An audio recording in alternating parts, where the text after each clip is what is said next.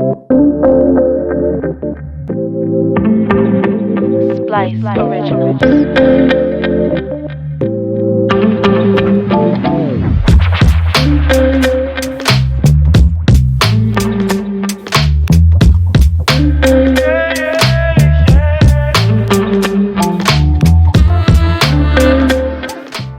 All right, let's get this started.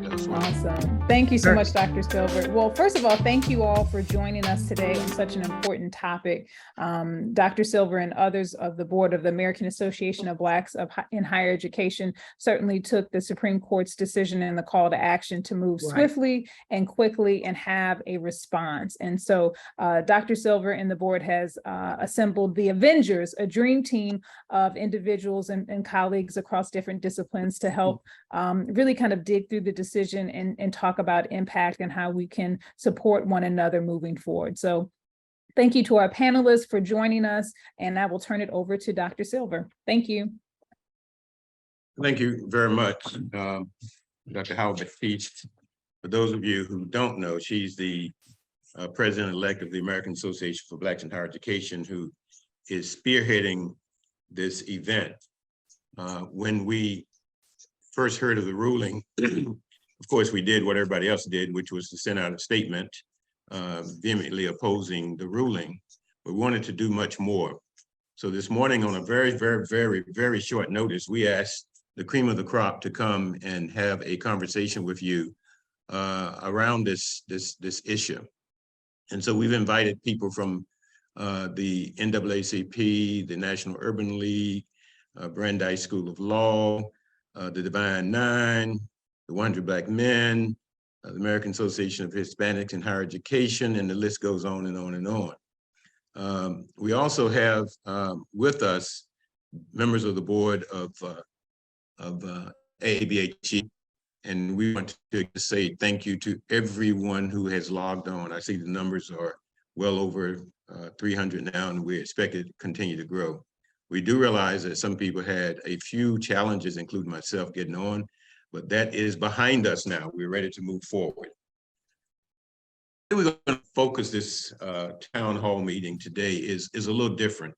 The bottom line is that as we have read every state that's come out, it ends with, we want to collaborate with other national organizations. Well, this morning we have those national organizations on this screen with you.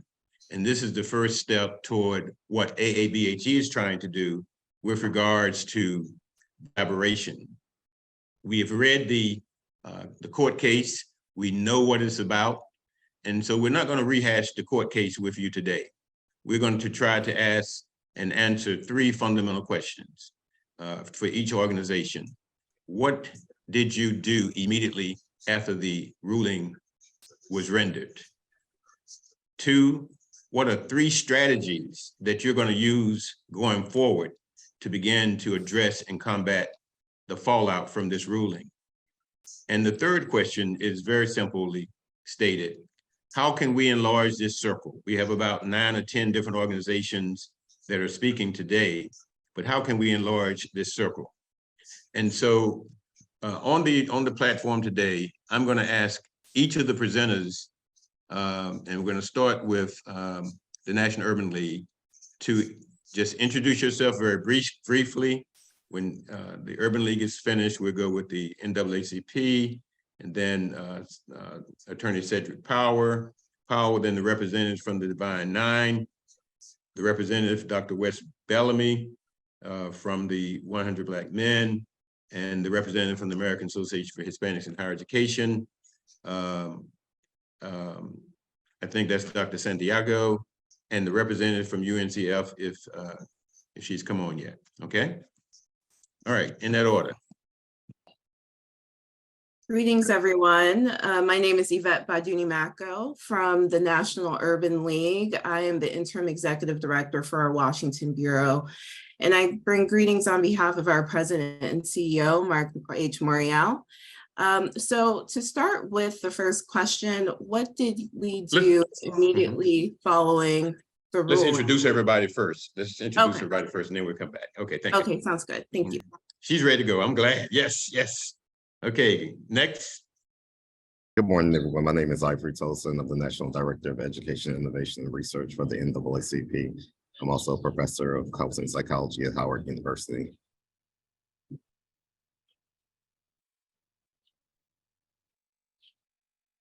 Attorney Powell? Oh, I'm sorry. I'm Cedric Merlin Powell, Professor of Law, University of Louisville, Brandeis School of Law. Hello, Dr. Towson. I just came back from Howard. I spent a year there visiting at Howard University School of Law. I'm a professor of constitutional law, and I've written on the topic extensively, and I have a book out, Post-Racial Constitutionalism and the Roberts Court. Thank you for having me. Yes, sir. From the Divine Nine, I think Chris Ray is stepping in for Miss Liberty. Is Chris Ray on? Good morning, everyone. Yes. I'm Chris Ray, International President of Phi Beta Sigma. Of course, stepping in for the chairman of the Divine Nine, Rashida Liberty, who's the International President of Sigma Gamma Rho, also the incoming president for Barbara Scotia College. Looking forward to speaking with you all today. Good morning, everyone. My name is Dr. Wes Bellamy. I serve as the public policy chairman for, National Public Policy Chairman for the 100 Black Men of America, as well as the Political Science Department Chair here at Virginia State University. I'm also an avid thorn in the side of my dear brother, Chris Ray, who is a good friend of mine. And congratulations, brother, on your recent selection as president of Barbara Scotia. Looking forward to you doing phenomenal work. And one more personal point of privilege. I'm really excited to see Dr. Tolson on here, who I utilized a great deal of his work in my research for my dissertation. So thank you for all the work and what you've done for our community, dear brother. And thank you, Dr. Silva, for having us. Very good. Do we have the representative from the UNCF on?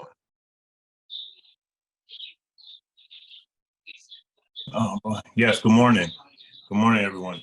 My name is Armani Scott. I'm an assistant general counsel at UNCF, and very interested in hearing what everyone has to say and contribute. Very important issue from our perspective. UNCF, we believe, is strategically positioned to assist in a material way with regards to where everyone, the various directions that we're all going to be approaching this issue from. So we're looking forward. Okay, Dr. Santiago. Well, thank you for the invitation to join all of you today. Azara Santiago, I am the chair of the American Association of Hispanics in Higher Education. I started this position July 1st, so I'm very new to it. I also teach at William Patterson University in the counseling psychology department, both at the master's and doctoral level. And I am faculty emerita, Merrimack College in Massachusetts. Thank you again. Thank you very much. So our representative from the National Urban League is going to start us out. She was eager to share, so let's hear from her. All right, Yvette. Thank you. So immediately after the decision, the National Urban League made an effort to immediately activate our legacy civil rights partners. We are part of a coalition of legacy Black civil rights organizations, which include the NAACP, who's also on this call. We immediately issued a press release condemning the recent decision, as well as held a press conference with the Legacy 8, as well as our partner litigators and other interested organizations, including AABHE, Unidos US, and MALDEF, to show a unified front in condemning this condemnation of affirmative action. In addition to that, we held a movement-wide town hall, similar to this one, in which the day of the decision, we told all of our partners across the Urban League movement, our Urban League affiliates, we have 92 affiliates in 36 states and the District of Columbia across the country, as well as our corporate partners, our boards, we summarized the decision for them. we told them key messaging points, which are extremely important in the wake of recent attack on corporate DEI efforts, and made sure to really contextualize the decision for them and activate them to ensure that we, in the forefront, are protecting the need to increase diversity in higher education, the continued need to do so despite this decision, emphasizing the fact that this decision only applied to college admissions, so that our corporate folks who address diversity, equity, and inclusion initiatives are holding down the fort with these efforts to continue to increase diversity in the corporate space as well. And then in terms of what we are continuing to do, I know that we are let's do one of the questions, and we'll come back in reverse order if that's okay with you. All right. Yes, yeah, So, just to round out the first question, I know Okay. that these conversations will continue, so I look forward to talking more about that with our partners. Fantastic, fantastic. And what we're going to do is we're going to go through each one of the questions, give everybody a chance to respond to the first question, then we'll start in reverse order to the second question, and then round robin on the third question. How about that? Sounds good. Okay, so why don't we go with Ivory next with NAACP? Okay. And the first question is, what did we do immediately? Yes, sir. Okay. Yeah, so the first thing we did was to really review the decision and see, what it says and what it doesn't say. And there is as Yvette said, there is a tendency for a lot of people to make the decision a lot more broader than what it actually states. In the majority opinion, Roberts does not use affirmative action at all. So all of the media reports saying that it struck down affirmative action, that's not what it's saying. They also gave one use case for race in the majority decision. They say that applicants can still put race on their application or talk about their race on their application, as long as they're talking about how it shaped their lives, and universities could use that if they see that as something that's important to their institution. So that was the first thing that we did. The other thing that we did was we put out a pledge called Diversity No Matter What. And we've asked universities to sign on to this pledge or to come up with their own pledge that affirms that they will continue to do things within the law that increases diversity at their schools. And some of those things are like removing racially biased entrance examinations and having a holistic approach to evaluating applications, supporting matriculation of low-income and first-generation students, recruiting diverse faculty, getting rid of legacy admissions, and partnering with HBCUs and other minority-serving institutions. So we hope that all institutions that have selective admissions will take this guidance and still operate in a way that puts diversity first and make sure that there's no repercussions for some of our underrepresented students. And Ivory, we want to say thank you to you because we've seen your work on the network. So we've seen your work in diverse magazines and other publications. So you all jumped out there real quick with some quality stuff that everybody should be reading and listening to. So to have you here this morning to elaborate on that when we get to strategies is going to be absolutely, absolutely great. Brother Cedric. Thank you so much again for having me. I really appreciate this opportunity. After the decision came out, of course, I read it and I was looking through it to see the progression of the court's decision-making in affirmative action cases. And everyone has sort of pointed out that we should construe this decision narrowly while broadening our efforts, meaning that the decision just deals with higher education. It really doesn't strike down determinations that we can make on diversity, but it sort of impacts how those decisions can be made. Towards the end of the decision, as was already pointed out, Chief Justice Roberts says, of course, we're not saying that people can't talk about race in their personal essays, but the court is giving us a signal about how people talk about it. My major concern is that it could have an effect of students not fully discussing their lives or discussing their lives in a diluted way so that they are not presenting their full self. So we have to encourage institutions and colleges to look at the entire person, to encourage students to express their total self and not be afraid to embrace diversity. That's very important. I think the court really struggled with defining diversity. You always hear Chief Justice Roberts and also Justice Thomas saying, well, I don't even know what diversity is. But our efforts should be to underscore that diversity is part of a dynamic, substantive education that benefits all in the classroom. And it moves beyond just including everyone in the classroom discussion, but opening up those pathways to leadership. Now, another thing that the court did is it really rejected all of the reasons that the University of North Carolina and Harvard proffered for having a interest in using race-conscious remedies, like future leaders, adapting to pluralistic society, robust exchange of ideas. All of those things were cited and discussed from Bakke all the way to Grutter and Fisher 1 and 2.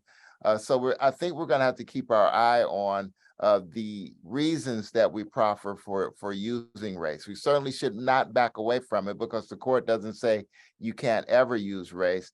Our continuing discussions will be on how race is used. Thank you. Thank you so very much. Chris? Thank you so much. I think that many of you who may know about the Divine Nine know that you have 9 organizations, and it's a behemoth of organizations when everyone comes together, when decisions like this comes down. We immediately, as a leadership team, activated our social action directors for each of our organizations, brought them all together in a conversation for them to do, as Mr. Powell and Mr. Tolson talked about, taking a look at a deeper dive into what the decision was and how that's going to impact how we move forward. What we recognize in this relationship as we work with various coalitions is that we know that we have the boots on the ground, that we're going to be the individuals that we're going to make sure that whatever information comes down, that we're going to be able to educate our members and then activate them to be engaged as it relates to how we move through this process. And so, again, initially what we did was we sat down with our social action directors, had them take a look at the decision and see how we can craft a message, which of course the Divine Nine put out a message around the decision about affirmative action. But what we also knew is that there are going to be second and third effects of how we're going to utilize our members as we move forward. So we knew that coalition building was going to be the key to this. We knew that it was going to be other organizations that are going to be a big part of this process. And where we're going to be looking at in this partnership is the information that needs to be shared with us so that we can do a better job of making sure that we are educating our members on what needs to be said or what actions need to be taken, because it is very systematic in how we know we have to approach this process, and that it's going to be long-term and strategic. It's not something that's going to be immediate, and the emotions were very immediate in the beginning, but what we recognize is that we have to be strategic in our approach, and we're looking forward to building on our relationships with this process, because we're going to need the intellectual information to be able to train a generation of people to be able to engage how we're going to move in this process. Thank you so much. Brother West? Sure, and I think that we're, as an organization, the 100 Black Men of America, we're on par with much of what you've heard today from several of the other organizations across the country. We did some of the rather traditional things, initially putting out a statement, but we tried to follow up our statement with an action plan, if you will. So Dr. Silver was actually very instrumental in terms of us not only crafting our statement, but again, moving forward with a plan of action. We hosted a town hall for all of our brothers, in which we had several hundred folks from across the country come in and join us, which was imperative in terms of us getting out information about exactly what the ruling actually says and factually says. As Brother Tolson and others have alluded to, it doesn't necessarily state that there will be no more affirmative action. There's just different ways in which it's going to be viewed moving forward. So us developing a strategic plan around that was instrumental initially. And then secondly, we decided to, in addition to our town hall, we decided to say that we want to play the long game. And I think it's imperative for all of us to understand that this is a marathon.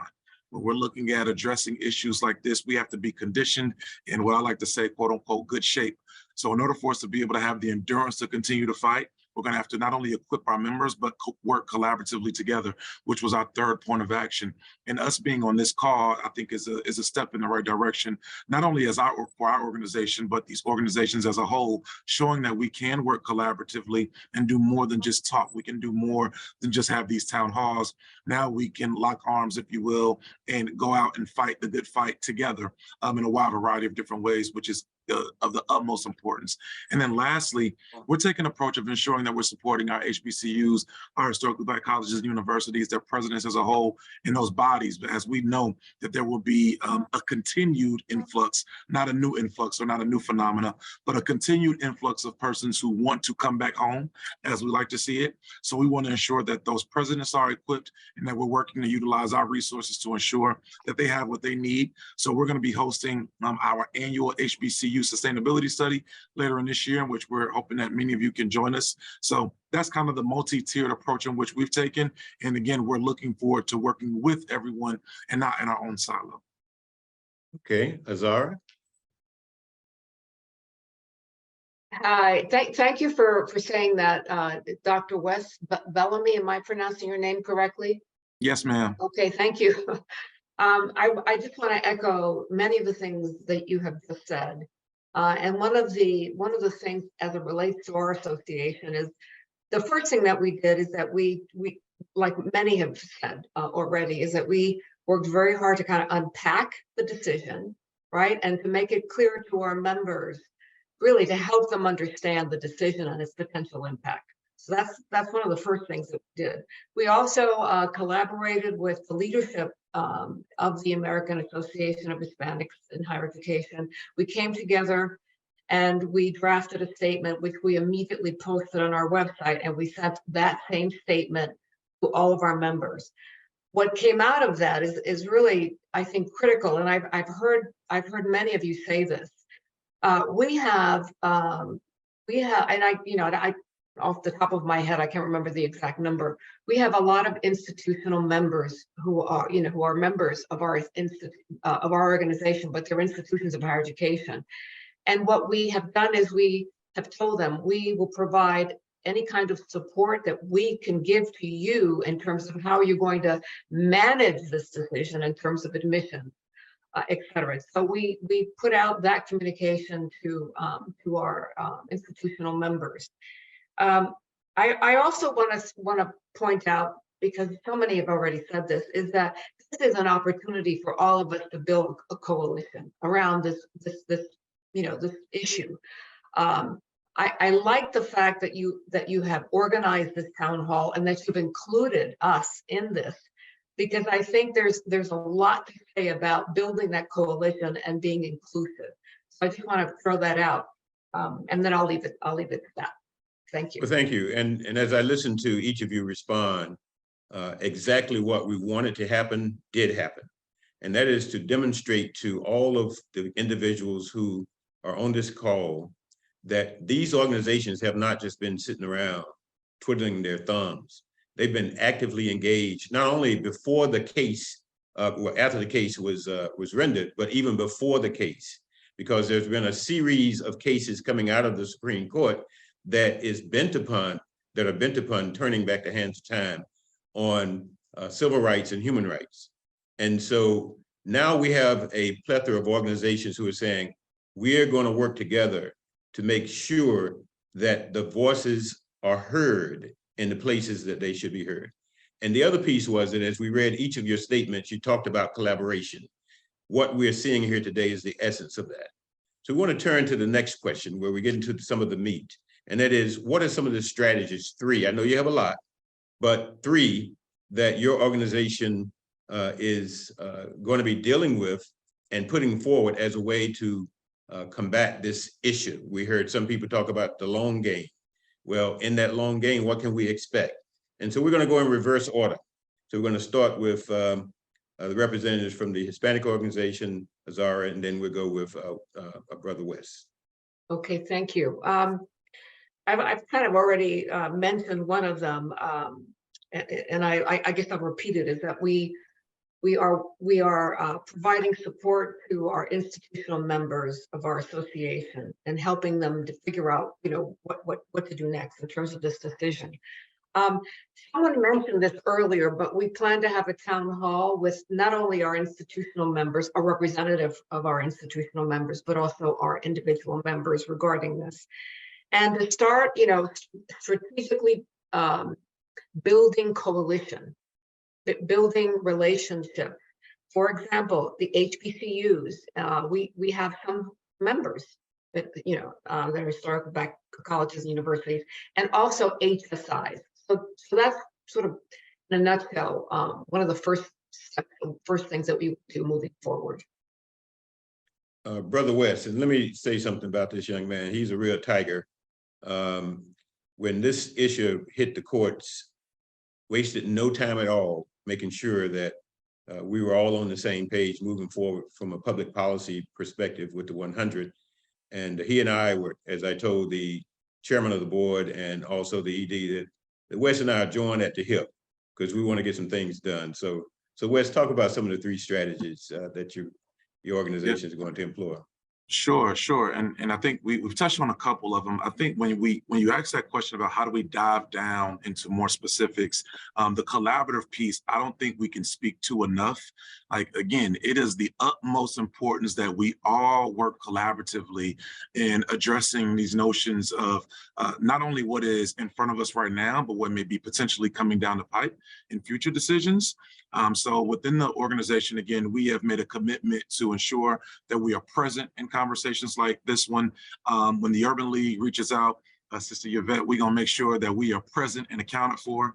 When our over 10,000 members from across the country of the 100 are engaged in their fraternities. So when Brother Ray and others from the Divine Nine reach out, we want to be accounted for. When the NAACP reaches out, we're going to be accounted for, standing on the front lines, not necessarily in front of or not even behind, but we want to be side by side, showing a united front. So that's a commitment in which we've made. And then internally within our organization, and again, as we alluded to, in addition to our HBCU sustainability study, which will be taking place later this year, we're kicking off an initiative called Real Men Vote 2.0, in which we are pushing for 100% of our brothers to be registered to vote. We're not necessarily going to tell them who to vote for, because politically we can't do that, but we are going to make sure that they are equipped with the information in terms of how persons have voted before and why certain decisions have an impact on the things that are taking place right now.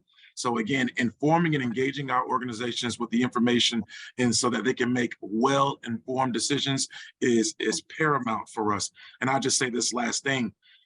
Sometimes in larger metropolitan cities, when you look at the Atlantas of the world or the Chicagos or the New Yorks and so forth, it's relatively easy to get information out, whether that be through social media and so forth. But when we look at some of our more rural places, I think of a place like Grenada, Mississippi, in which we have a chapter, or even where I am in Charlottesville, Virginia, our smaller communities, information isn't as quickly provided to these smaller places. So we're going to be intentional again in ensuring that they are kept abreast, but also that they are engaged. And we're hoping to do that work with each of you and not just, again, in our own silo. And I know that we're not just looking forward to do it. This call and this town hall is a testament that we will do it. So we're going to get to work and we're going to continue to run this marathon together. And Wes, I really thank you for bringing up the Real Man Vote 2.0, because I think we can probably say that we're in this position because of the lack of activity in 2016. Yes, sir. And the stacking of the court as a result of that. Also, I would like to mention that I do know that a representative from the League of Women Voters from Houston, the immediate past president, is on this call, and she asked me to really push the need to vote. So Wes, you already took care of that for me, so I can check that off. But I appreciate you so much. Let's go back Like to you the said, divine. we joined at the hip, so I think we're thinking alike now. There you go. All right, Brother Chris, let's talk about what some of the strategies you all are doing over Divine Nine. And also, the League of Women Voters said they really want to coordinate with you all in the Divine Nine to get that vote out. So yes, Chris. Absolutely. So to your point, speaking with some of our social action directors and the strategies that we have been leaning in, education is a big piece to this. When you have almost 2 million members, you have a lot of education that needs to take place. Because why? Because we actually have, some of our organizations have members who feel like this doesn't really impact them. And so you have to go through this process where you have to educate them to show them that many of you are enjoying the life that you have because of the steps that have been taken by folks who were able to break through those barriers because of the capacity to be able to walk through those doors. But town halls are going to be a big piece of our strategies within our membership, but also as we do united engagements together. And so one of the problems that we talked about is making sure that we have individual town halls within each of our organizations that goes right down to the chapter level. So again, the big piece for us is being able to have the proper information and content, the proper content that we can share with our chapters so that we can make sure that they're sharing the right information. That's going to be key. And that's why this collaboration piece is going to be critical for us. And I'm going to keep on saying that because once you educate a million plus people, you want to make sure that you're educating them on all the right information. And that's going to be key. Then we've talked about the Divine Nine presidents, making sure that we focus on a circuit that we want to make sure that we're moving around the country and making sure that we're showing a united front in that particular engagement as well and around the subject matter. Another key strategy that the last key that we're really, really excited about, we know that it's still young and it's still in its infancy, but very critical as we know as it grows up, is that all of us are either have or working towards our own C4 organizations. That is the secret weapon, right? We recognize that there has far too long have been leaders who have leaned on the saying that, well, we're a 501c3, there's not much that we can do here or we shouldn't get involved in. And so we recognize that it's important that we create the entities that allow for us to be more politically engaged than we have been in the past. So it's not just about us educating our members and getting them registered to vote, but it's literally being able to sit around the table and understand what are the policies that we need to engage and who are the elected officials that we need to engage. And oh yeah, by the way, we need to be also training our own members to run for political office as well. And so these packs that each of us are creating are going to allow for us to do that and then support one another as we move through the process. And so there are some of us whose packs are a little bit more mature than others, but we're working in alignment to make sure that in the coming years that we're all lockstep in having the right political packs that allow for us to raise resources, to address issues that we know are important, but then also train individuals to run for political office and move in that direction. And that's our long-term, that's a part of our long-term strategy. And Chris, we know you all can do that because you've already proven it in Georgia in the last senatorial election that we had. We got on the phone and called Dr. Glover at the time. I think she was the head of the organization, the Divine Nine, and we wanted the muscle of the Divine Nine to help us with 2 senatorial elections, and you all showed out and showed up. So, and you see the results of what happened.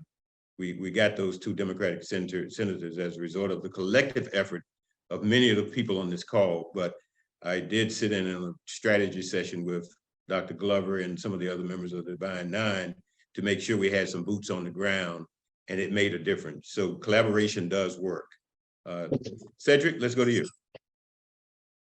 Well, I'm an individual scholar, but I am really thinking about it, what everyone said about collaboration and coalition. That's extraordinarily important, not only in the context of affirmative action, but the Roberts Court is really actively engaged in dismantling anti-discrimination law. So coalition and collaboration is very important, not only in preserving our efforts to enhance diversity throughout the United States, but also pushing back on the Roberts Court, really aggressive dismantling of anti-discrimination law. We've been talking about voting. Another thing that's sort of been under the radar, just because we've been talking about affirmative action so much, is that in the previous Supreme Court terms, the court has been very aggressive in gutting the Voting Rights Act, starting in 2013 all the way up to now. So we have to be very mindful of that. So 3 strategies internally that we can look at is the last part of the decision. Chief Justice Roberts says, at the same time, all parties agree nothing in this opinion should be construed as prohibiting universities from considering an applicant's discussion of how race affected his or her life, be it through discrimination, inspiration, or otherwise. So we have to be aggressive in our efforts in terms of how we use these personal essays and what can be said in them. So there's no prohibition on the use of race. We're really talking about how it can be used. So this was the point that Justice Jackson made during the oral argument. She asked, well, how can you tell a student not to talk about their whole self? And Chief Justice Roberts really had to answer that. So we really have to think of how we use these essays. Another thing that we have, even though this decision is devastating, we have an institutional advantage, I think, in terms of enhancing the decision-making power of schools and selecting members of incoming classes. Courts cannot really do this. They don't have the institutional competence. This is the look that goes on the garage door. You know what? 5 minutes. To look Could you at mute? If we show that, that would be. Josh, could you mute overly everybody allocated. except the speakers, please? Josh, mute everybody except the speakers. That way, then as soon as you come to that end, you'll turn left and it's right there. Excuse by me. the-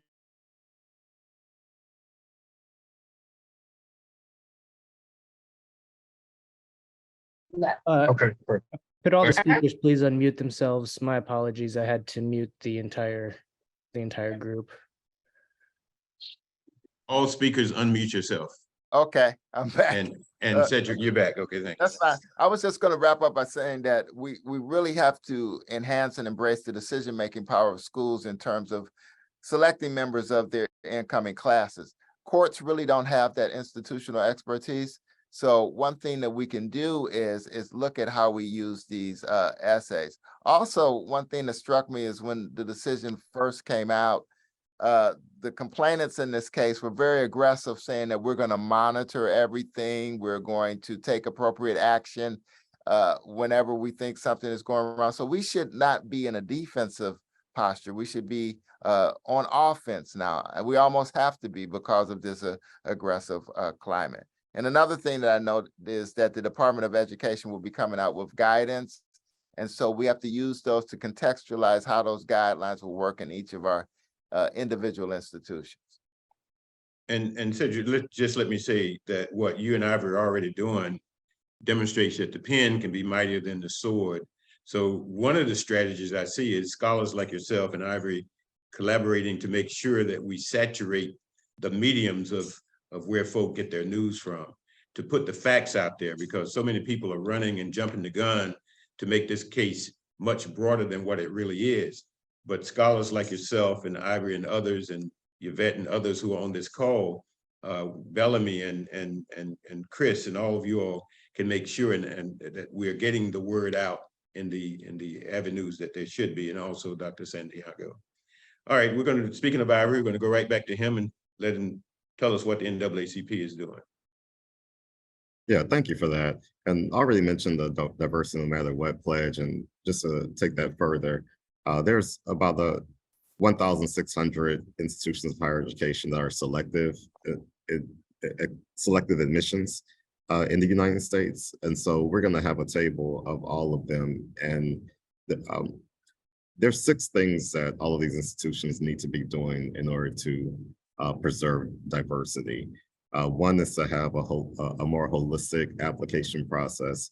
And Cedric talked about the importance of the essay. The problem is that too many institutions don't look at the essay.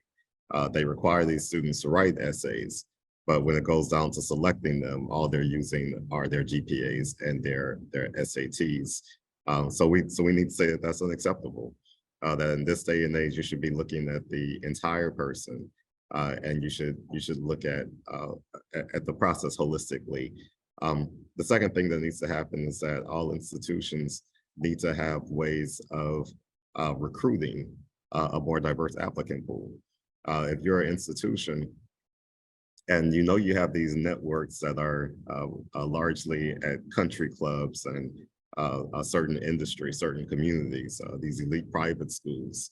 You know, if that's your natural recruiting network, then you're not going to get a diverse application pool. So you have to find the talent where they exist, even if they don't know you, and you have to have incentives, especially income-based scholarship efforts. All the institutions also need to get rid of all forms of non-merit types of things like legacy admissions, donors' children, athletics. You know, all of these things are standing in the way of diversity also. And then we need to have stronger partnerships with HBCUs, and we need to make sure that we're doing things to reach out to the K-12 environment and make sure that these longstanding disparities in education are resolved. So these are things that's important for us to do. We plan to look at all 1,600 institutions, have them on the table, look at this criteria and amplify the institutions that we think are doing it right, and admonish the institutions that we think are doing it wrong. The other panelists have already talked about elections, but we're also going to be involved with that in partnership with a lot of organizations that's here. And then lawsuits is something that we're also going to be looking for opportunities with, because we know that we still have discrimination and bias in admissions processes. And so we need to find our own plaintiffs. We need to look at the ways in which they have been denied entry because of things in the system that don't represent them well, like the legacy admissions and the donor admits. And we need to start advancing them into the lawsuit phase. And I know that Lawyers Committee on Civil Rights have already advanced one lawsuit. Thank you so very much.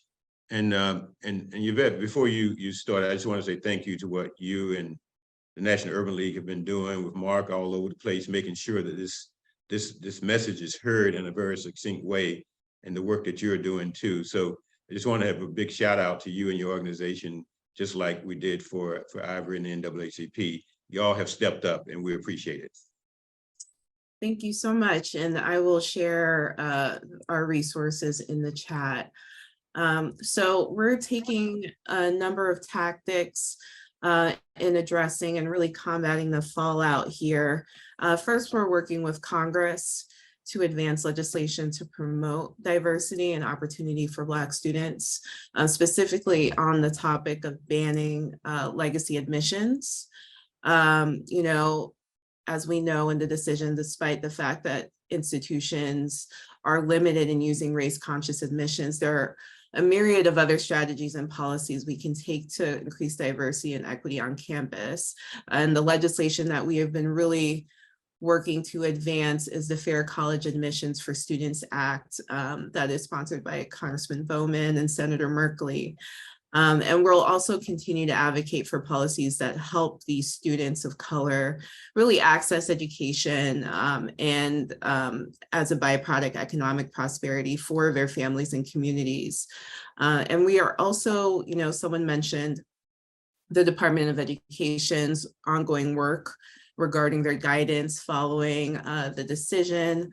We are planning to work with the Department of Education on this ongoing guidance to really release true best practices that ensure this diversity.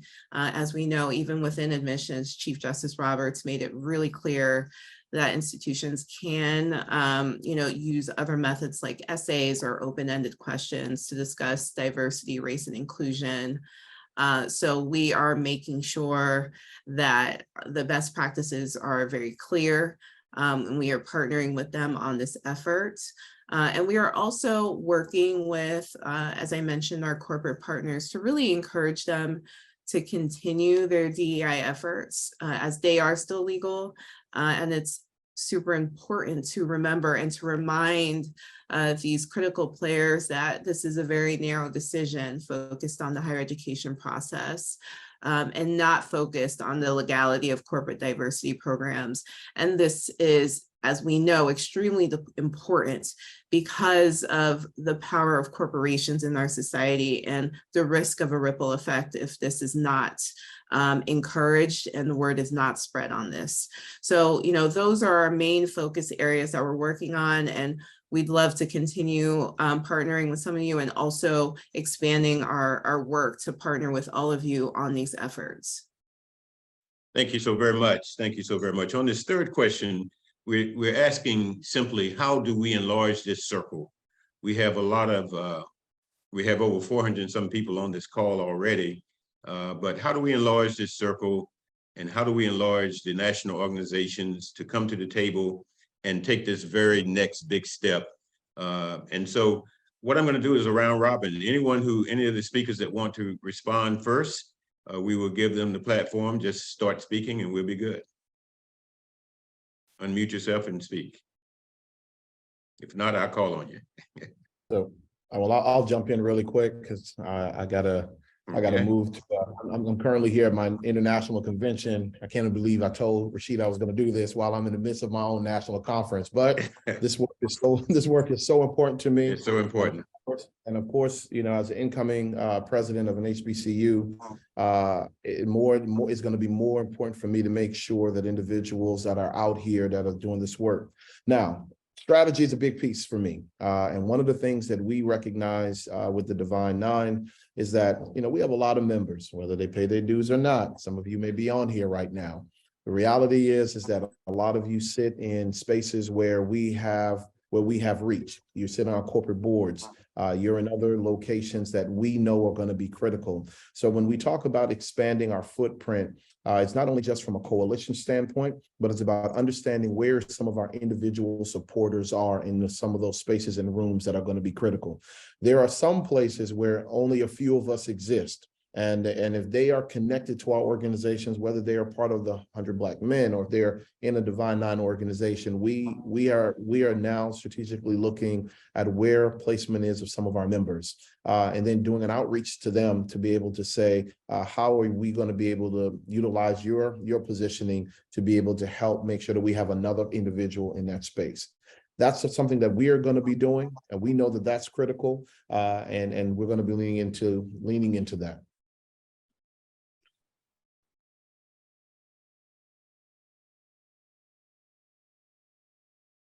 One thing I'll add is that some of the polls are suggesting that the majority of Black people do not believe that they have personally benefited from affirmative action. And I think that's something that we need to kind of ponder on.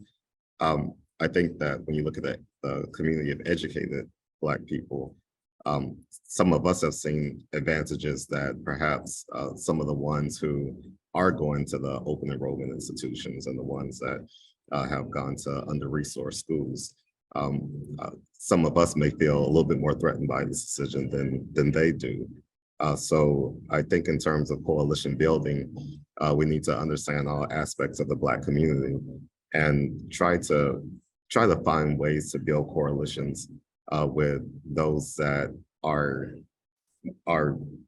in circumstances right now where affirmative action really doesn't help them that much.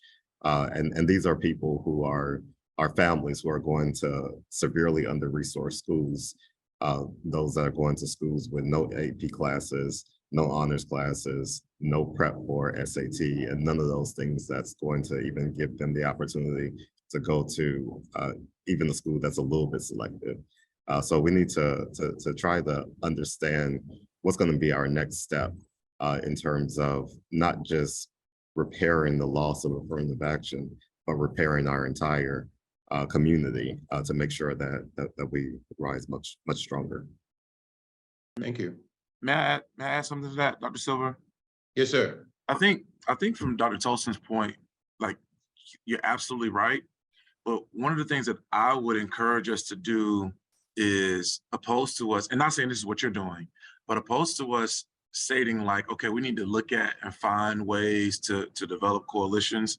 Like even if just the persons who were on the panel today said that we're going to have a follow-up meeting amongst ourselves to develop subcommittees, and then the persons who are here joining us on the call will be willing to join our subcommittees for us to go out and create this work. Like those are the steps that I think we have to look at in the immediate, because while we know this is in fact a marathon, at some point we have to stop running again as our own individual organizations, and we're going to have to be intentional with how we pass these batons to each other and fight in our respective lanes, while also forming our own level of Avengers to go out and fight Thanos. Like in Thanos in this regard, is not just the Supreme Court. I think it's white supremacy as a whole, and specifically as we're looking at education, is going to require each of these organizations who have their respective superpowers to fight collectively to defeat this mighty blow, and at a bare minimum, at least move the ball forward, if you will. So that's kind of where I'm looking forward to us going in the immediate. And when I say the immediate, I'm talking about like the next week or two, us having another call and we're saying, yeah, this coalition has been developed.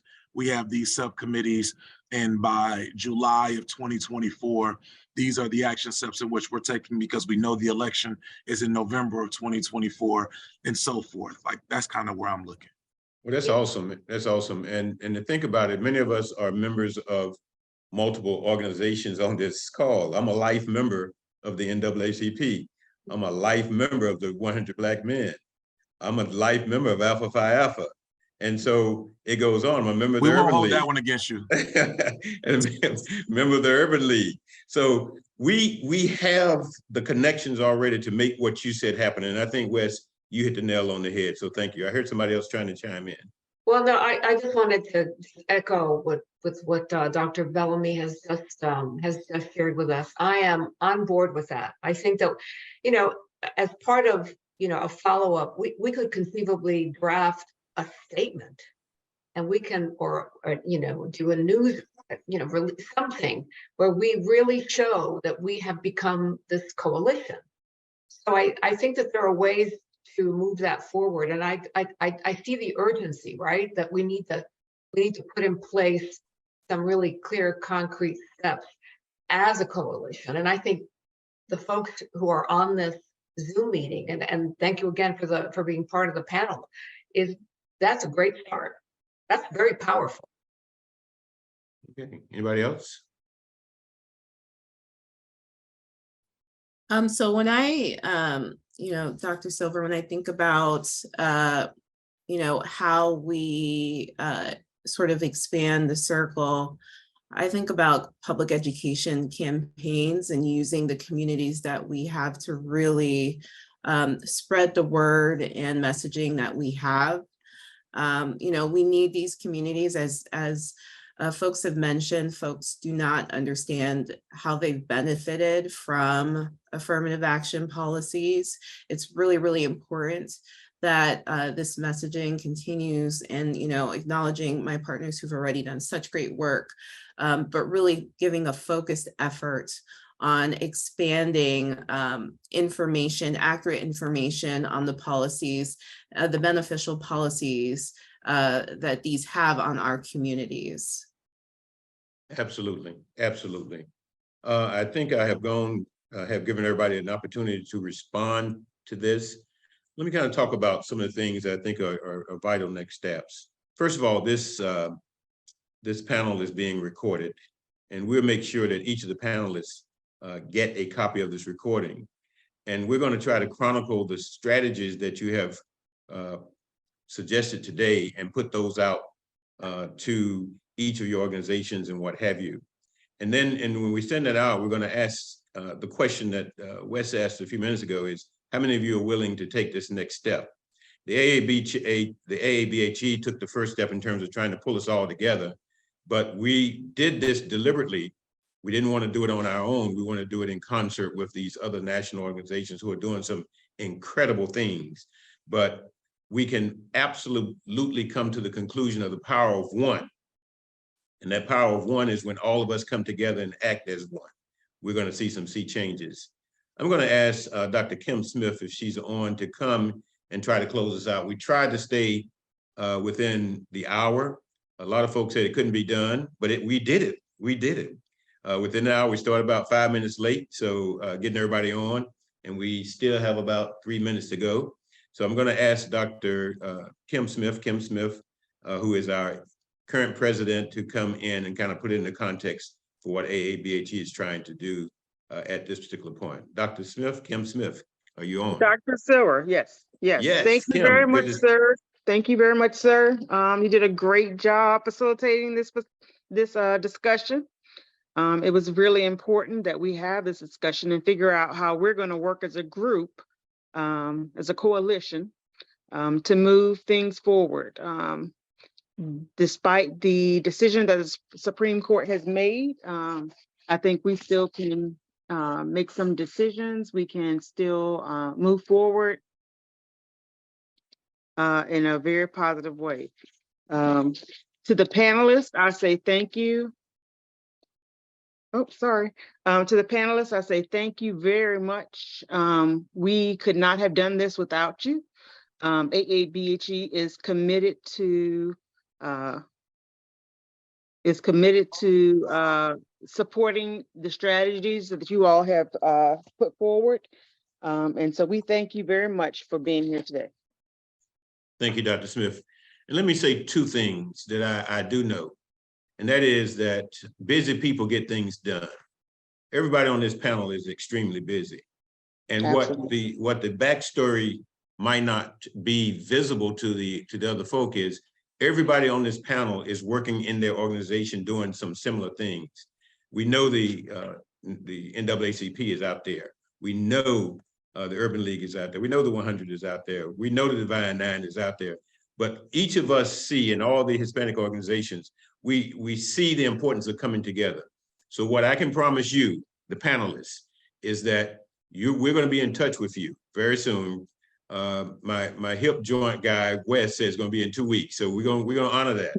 So within 2 weeks, we're going to be back with you talking about what you heard and what we shared on this platform and have a collective next step.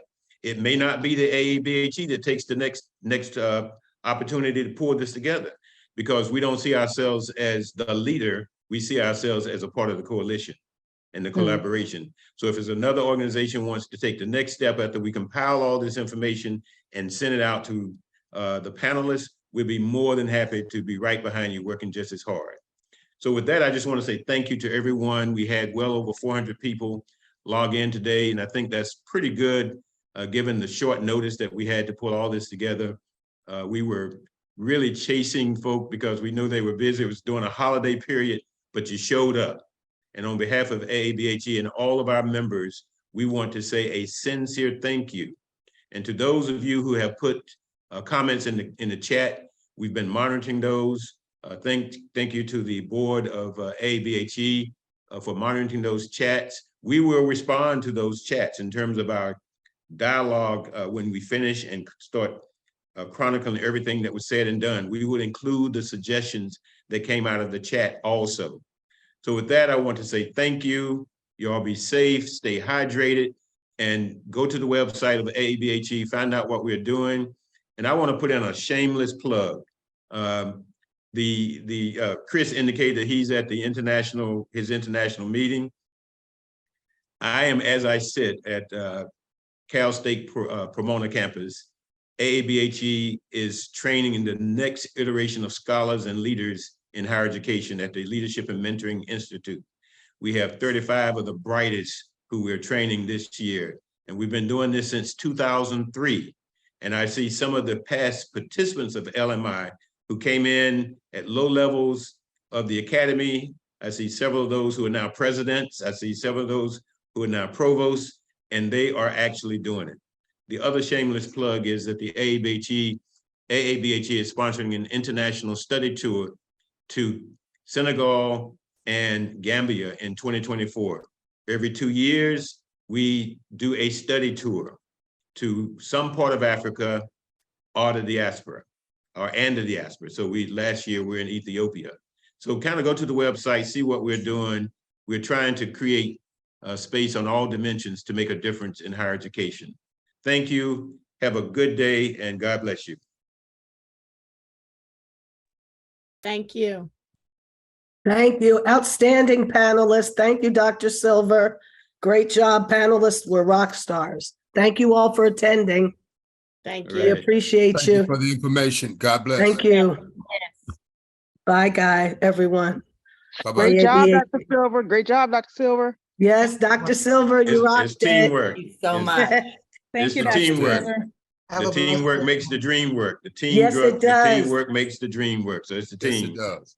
And It was. across of several It organizations, does. we came together. We If we can did. come together on short notice, we can now take this to the next level. That's Yeah. the goal.